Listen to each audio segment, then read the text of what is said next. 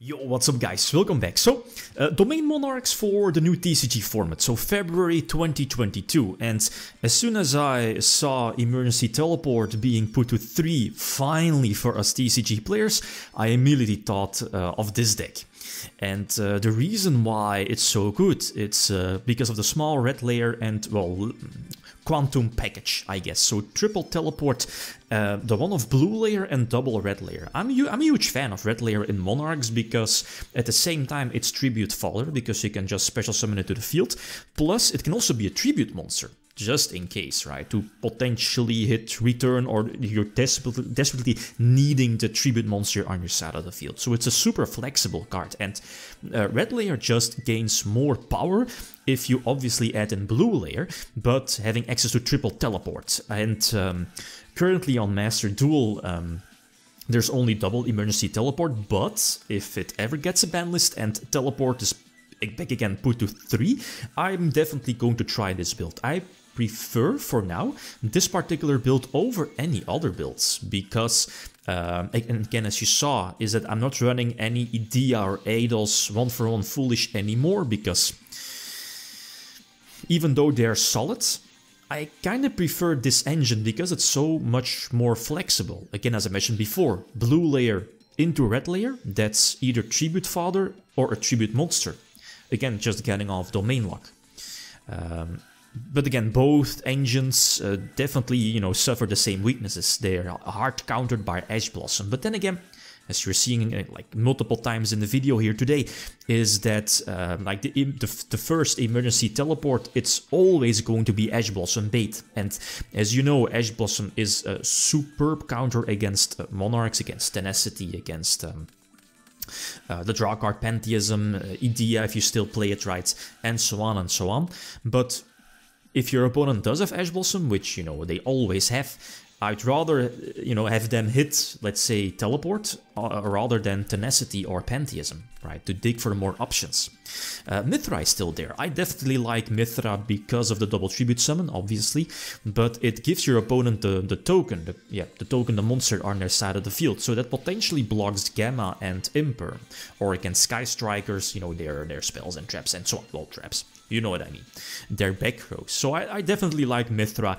3 Mithra is definitely a bit too much because of this engine, because of triple teleport, blue layer, and red layer. And as you saw, I eventually dropped the Pendulum Upstart monster also back to 2.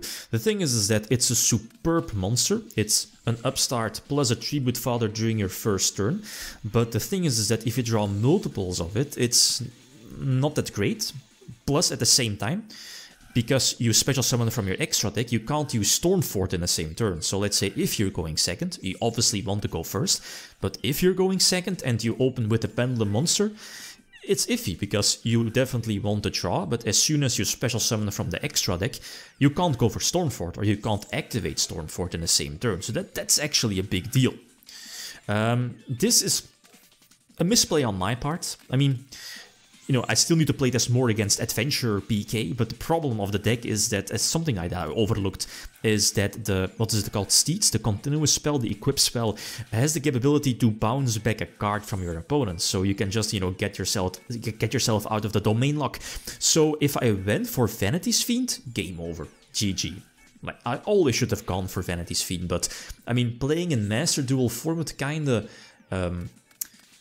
like, how do you say it, like hit my mind, you know, this Master Duel format is so much more different.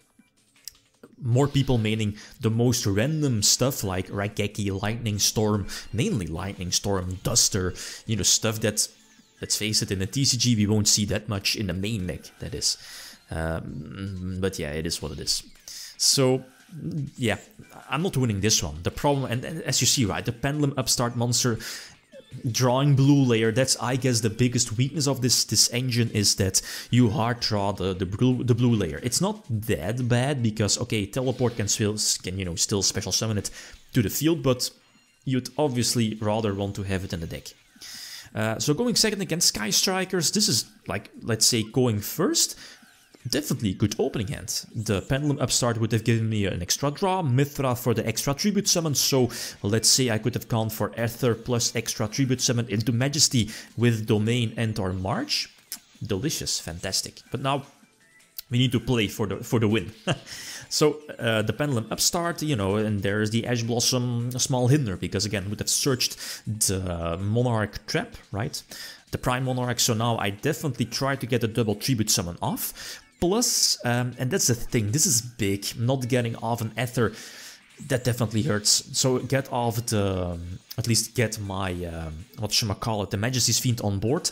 And, you know, I try at least banking on the potential Link. I mean, Sky Strikers, do they run Link Karibo? I'm not sure if it's too common, but I mean, it kind of works out to, you know, make engage life. And so, I mean, I guess you could suicide. Yeah.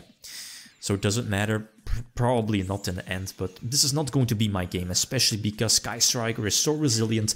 The couple, you know, negations, I believe another Window Anchor is indeed going to hit the board. And of course, Sky Strikers is known for the huge amount of hand traps, right? It is what it is. So immediately enter Scoop phase. A couple of games left, going first again. And I mean, you see that this hand is superb against basically any extra deck oriented deck. You can easily get out Domain. Okay, Teleport, obviously there is always the Ash Blossom, luckily no Maxi, but you know, that's the case on Master Duel. Vanity's Fiend on top, and I mean, this should be my duel unless you're playing in Master Duel, where, you know, a lot of people are maining Lightning Storm. So return for Domain, get out Domain Lock, and this should be more than enough, right? I should be dropping Majesty or, you know, Drew Erebus, so I guess you could go for Erebus as well. But again, this is not Master Duel format, so I guess you can definitely afford going for Majesty's Fiend as well. Just block your opponent from the monster effects, no extra deck, and no special summons, so against most decks, unless you're playing Eldritch, or against Eldritch, that's pretty much GG. So again, Teleport, again Ash Blossom, always. So again, Tenacity for eventually the extra draws, drawing blue layer, not the best, but it's fine though, thanks to the Pendulum Upstart, and here is, in these situations, the Pendulum Upstart monster definitely helps out, right? So get off Testalos, or try to get off Testalos, get free information about my opponent's hand, because I already have the Prime Monarch, right? If I didn't have the Prime Monarch in grave, I definitely would have gone for Erebus. Anyway, so trying to enter the end phase. Obviously, I'm drawing or going for Ether, giving me more Monarch spell and traps, but this should indeed be my duel eventually, right? Definitely get off March, and the Domain Lock is in full tact, in full effect, so, and drop Vanity's Fiend also.